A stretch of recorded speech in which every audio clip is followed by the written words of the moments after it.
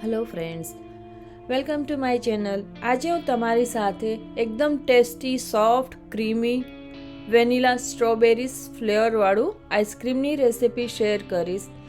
આ આઈસ્ક્રીમ બધાને ભાવતું હોય છે, નાનાથી લઈને મોટાને, વેનીલા સ્ટ્રોબેરીઝ ફ્લેવરનું. અને નોર્મલી આપણે સ્ટ્રોબેરીઝ ફ્લેવરનું અને વેનીલા ફ્લેવરનું બજારમાંથી પણ લઈને આવતા હોઈએ છીએ. આઈસ્ક્રીમ જે બધાને ફેવરેટ હોય છે. અને ઉનાળાની ગરમીમાં આવી ગરમીમાં ઠંડા આઈસ્ક્રીમ અને ઠંડા પીણા, સોફ્ટ ડ્રિંક્સ ને બધું બધાના ઘરમાં બનતું હોય છે અને બહાર પણ ખાવા જતા હોય છે. તો તમે જોઈ શકતા હશો કે ઇઝીલી સ્કૂપ થઈ જાય છે આપણું આઈસ્ક્રીમ. તો ચાલો આજે આપણે આઈસ્ક્રીમની રેસિપી શરૂ કરીએ. ઘરમાં જ ઇન્ગ્રીડિયન્ટ્સ હશે અવેલેબલ, એમાં જ આપણે આઈસ્ક્રીમ બનાવી લેશું.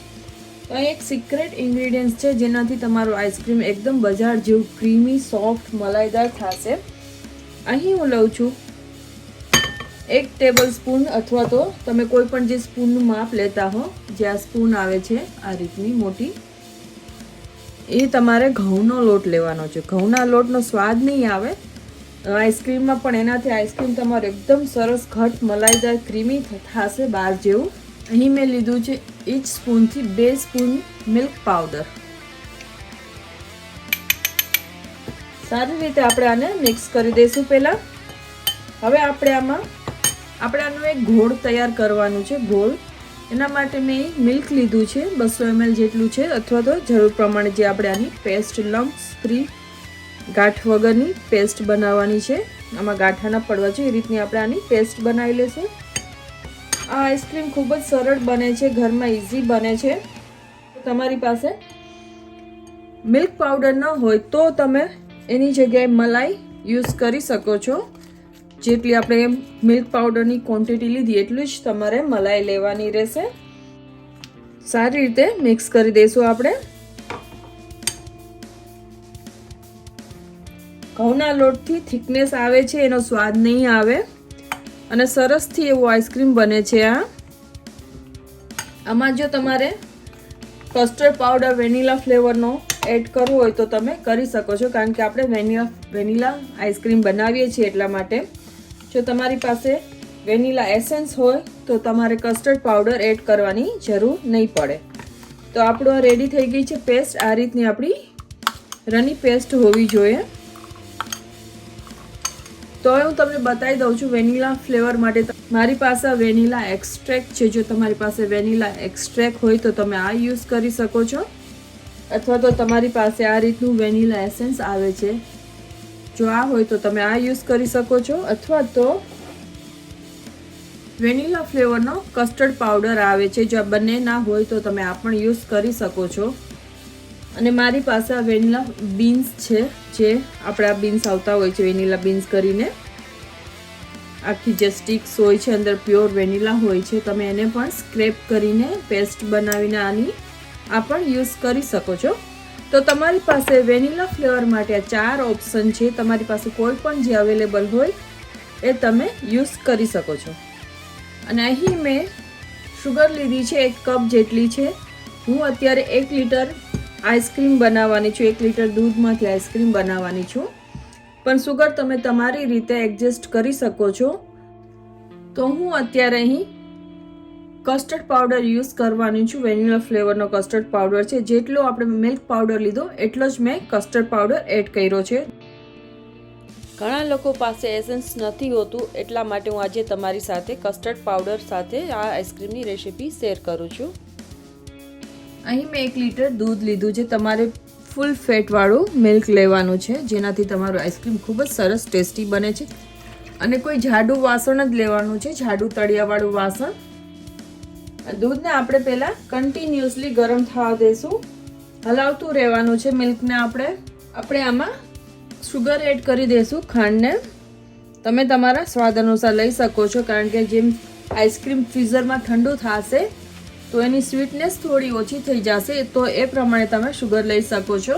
હવે આપણે આમાં જે આપણે ઘઉંના લોટનું, મિલ્ક પાવડર અને કસ્ટર્ડ પાવડરનું જે મિશ્રણ બનાવ્યું પેસ્ટ, એ આપણે આમાં ધીમે ધીમે એડ કરતા જઈશું અને હલાવતા જઈશું, જેથી નીચે ગાંઠા ન પડે, લમ્સ ન થાય. હવે આને આપણે કન્ટિન્યુઅસલી આ મિલ્કને હલાવવાનું છે. ઘણા લોકો પાસે વેનીલા ફ્લેવરનું એસેન્સ ઘરમાં હોતું નથી, કે ઘણાના જે લોકો ગામડામાં રહેતા હોય ત્યાં મળતું ના હોય, અને ઘણા લોકો પાસે કસ્ટર્ડ પાવડર અવેલેબલ હોય છે વેનીલા ફ્લેવરનો ઘરમાં બધાના. એટલા માટે મેં અહીં કસ્ટર્ડ પાવડર યુઝ કર્યો છે. જો તમારી પાસે વેનીલા એસેન્સ હોય તો તમે પણ યુઝ કરી શકો છો, અથવા બંને પણ યુઝ કરી શકો છો. વેનીલા એસેન્સના 2 ડ્રોપ્સ એડ કરી દેવા જો તમે કસ્ટર્ડ પાવડર યુઝ કરતા હો તો પણ. તો આપણે આને સરસથી એવું ઘટ થાય ત્યાં સુધી હલાવતા રહેશું. આપણે ઘઉંનો લોટ એડ કર્યો છે, એનો સ્વાદ નહીં આવે, અને આપણે 5 થી 7 મિનિટ સુધી સારી રીતે કૂક કરી લેશું, જેથી ઘઉંનો જે લોટ છે એ સારી રીતે કૂક થઈ જશે અને એનો સ્વાદ આમાં આપણી આઈસ્ક્રીમમાં નહીં આવે, અને આપણું આઈસ્ક્રીમ એકદમ ક્રીમી બજાર જેવું બનશે, બહાર જેવું. તો દૂધ આપણું ઘટ થવા આવ્યું છે. આપણે આને બહુ ઘટ નથી કરવાનું. જો બહુ ઘટ તમે કરશો તો પછી જામવામાં ફ્રીઝરમાં સરખું જામશે નહીં, સરખું આઈસ્ક્રીમ આપણું ક્રીમી બનશે નહીં. તો હું અત્યારે હવે આ કન્સિસ્ટન્સી ઉપર હું ગેસને બંધ કરી દઈશ. આ રીતનું કોટ થવો જોઈએ તમારો ચમચો સ્પેચ્યુલા. દૂધને મેં ઓલમોસ્ટ 10 મિનિટ સુધી મીડિયમ ગેસ ઉપર, ધીમા ગેસ ઉપર કન્ટિન્યુઅસલી હલાવતા મેં ગરમ કર્યું છે, જેથી આ રીતનું થીક સરસ ઘાટું થઈ ગયું છે. તો હું ગેસ બંધ કરી દઈશ. હવે આપણે આને પહેલાં ઠંડુ થવા દઈશું, પછી આપણે આગળની પ્રોસેસ કરશું. તો આપણો આઈસ્ક્રીમ બેઝ ઠંડો થઈ ગયો છે, તો આપણે એને મિક્સરમાં એકવાર ચર્ન કરી લેવાનું છે. મિક્સર બધાના ઘરમાં હોતું જ હોય છે, અવેલેબલ હોય છે. તો આજે હું તમને મિક્સરમાં બનાવીને બતાવીશ આ વેનીલા આઈસ્ક્રીમ. તો આપણે આને મિક્સરમાં ચર્ન કરવાનું છે, જેથી આપણું આઈસ્ક્રીમ એકદમ સરસ ક્રીમી બજાર જેવું જ બને છે ચર્ન કરવાથી. જેની પાસે આઈસ્ક્રીમ મેકર હોય એ આઈસ્ક્રીમ મેકર પણ યુઝ કરી શકે છે, અને હેન્ડ બ્લેન્ડર હોય તો હેન્ડ બ્લેન્ડર.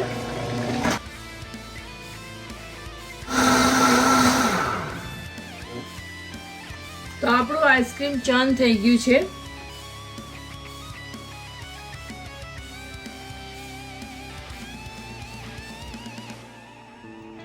એકદમ સરસ ક્રીમી ફ્રોથી આ બેઝ આપણો રેડી થઈ ગયો છે. હવે આપણે આને સેમી સેટ કરવાનું છે 2 કલાક સુધી. 2 કલાક થઈ જાય પછી આપણે આને પાછું એકવાર મિક્સરમાં ચર્ન કરશું. જ્યારે આપણે બીજી વાર ચર્ન કરશું ત્યારે આપણે આમાં ફ્લેવર એડ કરશું. અત્યારે આપણે આને નોર્મલી 2 કલાક સુધી ફ્રીઝરમાં રાખવાનું છે.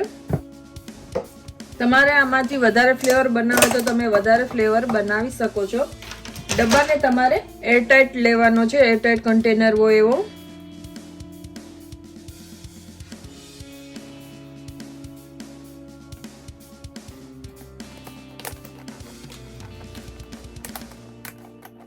તો હું આને ફ્રીઝરમાં રાખી દઈશ, અને 2 કલાક પછી આપણે પાછું આને એકવાર ચર્ન કરશું.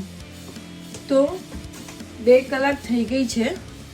હવે મેં આને ફ્રીઝરમાંથી આપણું જે વેનીલા આઈસ્ક્રીમ બેઝ બનાવ્યું છે એને મેં કાઢી લીધું છે બહાર. તો આપણે પાછું એકવાર ચર્ન કરી લેવાનું છે.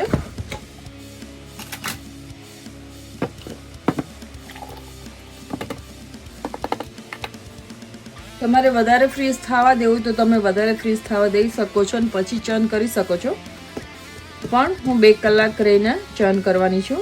તો અત્યારે આપણે ચર્ન કરી લેશું. તો આમાં હું થોડું વેનીલા એક્સ્ટ્રેક્ટ એડ કરીશ, 1 ટીસ્પૂન જેટલું. ઓપ્શનલ છે. જો તમે વેનીલા કસ્ટર્ડ એડ કર્યો હોય પાવડર તો તમે સ્કીપ પણ કરી શકો છો, અને જો હોય અવેલેબલ તો બંને એડ કરવા કરજો જરૂરથી. તો આને આપણે ચર્ન કરી લેશું.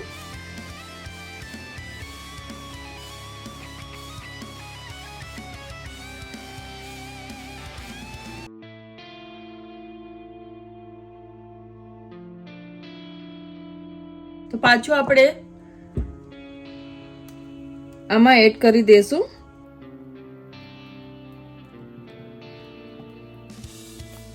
હવે અહીં ફ્રેશ મેં સ્ટ્રોબેરીઝ લીધી છે 4, એને મેં કાપી લીધી છે રફલી. એને હું એડ કરી દઈશ એક બેઝમાં. જો તમારી પાસે સ્ટ્રોબેરીઝ ફ્રેશ ન હોય તો ફ્રોઝન પણ ચાલશે, અથવા ફ્રોઝન પણ ન હોય. જો આપણી પાસે વેનીલા સ્ટ્રોબેરીઝનું આપણી પાસે ક્રશ હોય છે, સ્ટ્રોબેરી ક્રશ છે, આપણે શરબતમાં ને એમાં યુઝ કરતા હોઈએ છીએ, શરબત બનાવવામાં, શેક બનાવવામાં, સ્ટ્રોબેરી શેક બનાવવામાં. આ નોર્મલી તમને મળી જશે. તો હું થોડું એ પણ એડ કરીશ.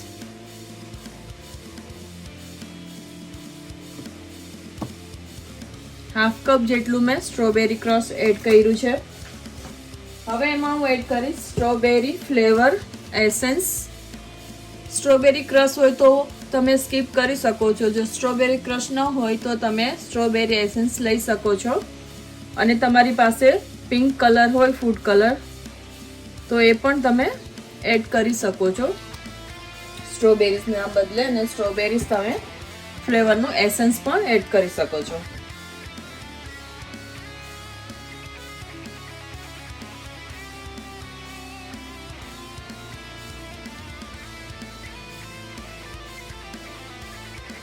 તો આપણું સ્ટ્રોબેરી બેઝ પણ રેડી થઈ ગયો છે.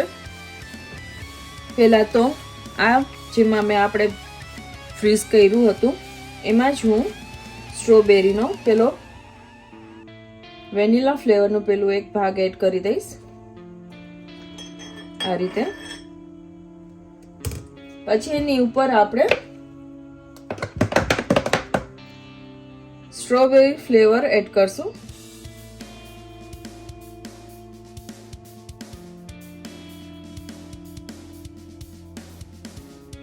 તો હવે આપણે આને પ્લાસ્ટિકથી, ક્લિંક રેપથી કવર કરી દઈશું. તમારી પાસે જો પ્લાસ્ટિક ના હોય તો તમે ફોઇલ પણ યુઝ કરી શકો છો, ફોઇલ પેપર.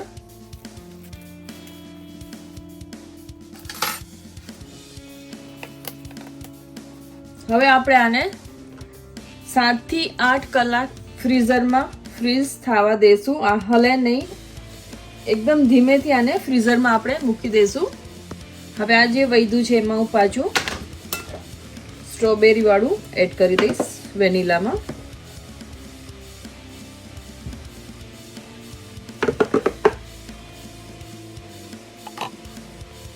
તો આપણો બીજો આઈસ્ક્રીમનો પણ રેડી થઈ ગયું છે ડબ્બો બેઝ. તો એકવાર આ રેસીપી તમે પણ ટ્રાય કરો. ટ્રાય કરીને કમેન્ટ કરજો. જો તમને રેસીપી ગમી હોય તો લાઈક, શેર અને સબસ્ક્રાઈબ કરો અને શેર કરો તમારા ફ્રેન્ડ્સ, ફેમિલીમાં. તો હવે આપણે મળશું 8 કલાક રહીને. હું 8 કલાક આને ફ્રીઝરમાં રાખીશ.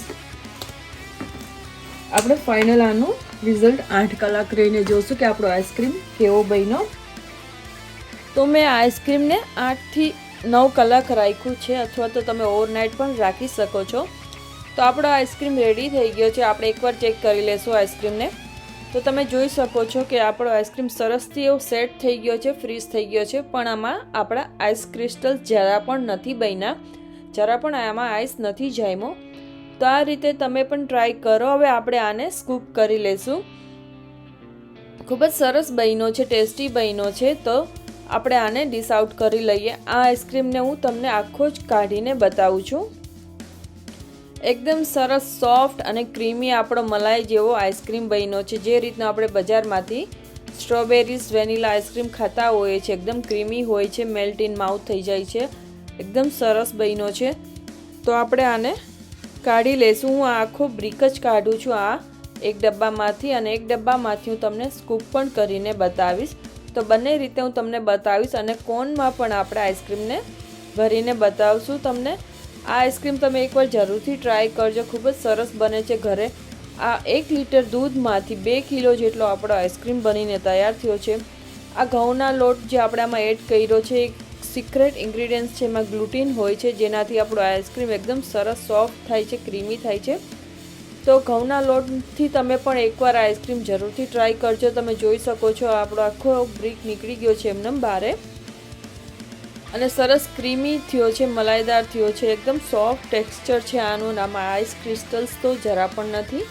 તો તમે જોઈ શકતા હશો આપણો આઈસ્ક્રીમ.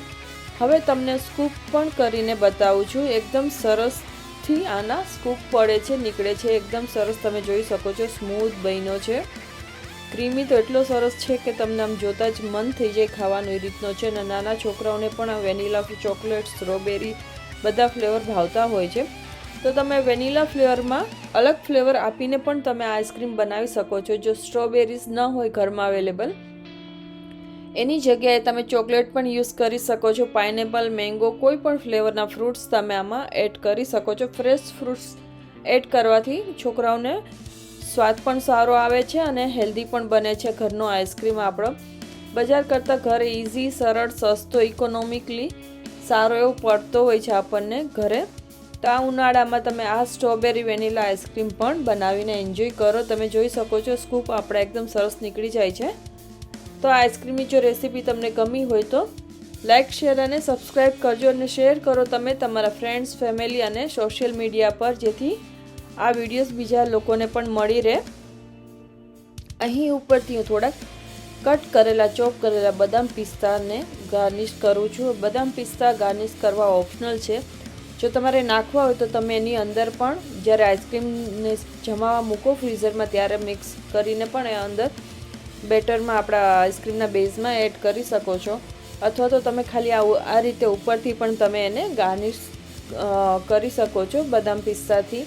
તો આપણો રેડી છે વેનીલા સ્ટ્રોબેરી આઈસ્ક્રીમ.